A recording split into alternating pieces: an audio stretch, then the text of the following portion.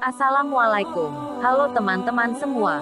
Kali ini, saya bercerita tentang kisah Nabi Adam bertemu malaikat berbentuk mutiara. Tapi sebelum itu,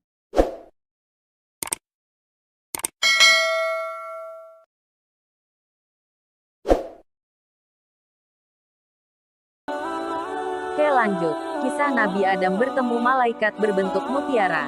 Allah mengutus malaikat berbentuk mutiara ke Nabi Adam.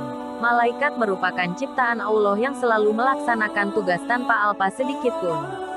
Salah satu perintah Allah pun dijalankan malaikat, sekalipun itu harus mengubah bentuk dan rupa si malaikat menjadi mutiara. Rasa tunduk dan patuh malaikat yang konsisten itu lantaran Allah tak membekalinya dengan nafsu, berbeda dengan manusia.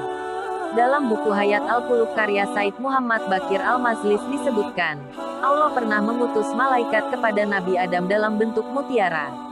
Diceritakan bagaimana suatu ketika kekacauan menimpa Nabi Adam lantaran melanggar sumpahnya dan diturunkan ke bumi. Allah kemudian menerima taubatnya dan mengutus malaikat kepadanya. Bukan utusan biasa. Malaikat ini dirupakan sebagai mutiara yang putih murni bersinar. Kejadian ini tepatnya terjadi ketika Nabi Adam berada di India. Adam melihat mutiara tersebut dan kemudian terpesona akannya. Kemudian Allah membuat mutiara itu berbicara yang langsung membuat Adam terkejut. "Wahai Adam, apakah kau mengenaliku?" kata malaikat dalam rupa mutiara itu. Nabi Adam pun menjawab, "Tidak." Sang malaikat kemudian menegaskan kembali, "Kau mengenalku, tapi setan telah menguasaimu dan membuat hatimu lupa kepada Allah." Setelah berkata seperti itu, sang malaikat kemudian kembali ke bentuknya semula. Dalam wujud asli sang malaikat itu, Nabi Adam mengenalinya sebagai malaikat yang biasa ia temui di surga. Lalu sang malaikat mendekati Nabi Adam seraya mengingatkan kembali janji Adam kepada Allah SWT. Lalu kemudian Nabi Adam semakin mendekati malaikat tersebut seraya mengingat kembali mengenai janjinya sebagai seorang hamba yang harus mematuhi perintah Allah. Tak terasa, air mata pun menetes dari mata Nabi Adam mengingat janjinya yang ia ingkari. Nabi Adam kemudian memperbarui janjinya dan sebagai tanda hormat pada janji itu, beliau mencium sang malaikat. Dengan seketika, Allah membuatnya kembali menjadi mutiara lagi. Mutiara ini terus dibawa oleh Nabi Adam menyusuri dunia yang sepi dan sunyi.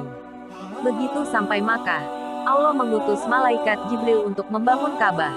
Ketika itu, ia turun di antara Rukun, Hajar, dan pintu. Maka Allah menempatkan malaikat di tempat itu sebagai saksi atas janji Adam yang telah diperbarui. Allah pun menanamkan Hajar di pilar Ka'bah tersebut.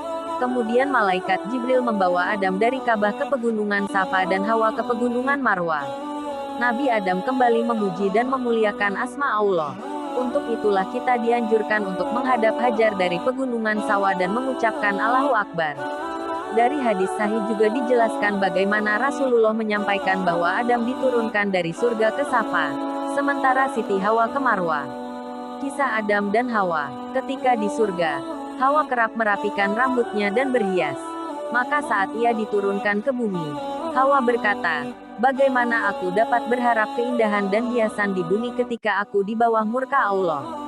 Ia kemudian menggerai rambutnya dan aromanya menyebar hingga mencapai India seketika. Dalam riwayat lain dijelaskan, ketika Hawa menggerai rambutnya maka seketika itu Allah mengirim angin yang membawa aromanya dari timur hingga ke barat.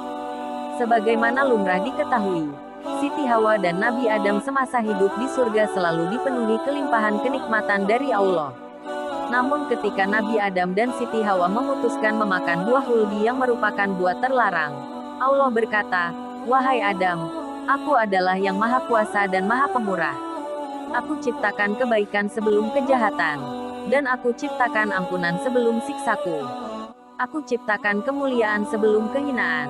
Sebelum aku tetapkan kebenaranku sebagai sebuah keniscayaan, yang mengingatkan manusia akan adanya siksa Allah atas pelanggar. Wahai Adam, tidakkah aku telah melarangmu untuk mendekati pohon ini? Dan tidakkah aku telah berkata bahwa setan adalah musuhmu dan musuh istrimu?" Lalu kemudian Adam dan Hawa menerima konsekuensinya. Mereka diturunkan ke dunia untuk kembali menjalani proses sebagai seorang hamba yang taat. Turunnya Adam dan Hawa ke bumi itu pun menjadi penanda bahwa manusia sejatinya tak lepas dari hilaf dan salah. Namun demikian rahmat dan cinta Allah selalu menyertai setiap hamba yang hendak bertaubat. Oke, makasih yang sudah mendengar kisah ini sampai selesai.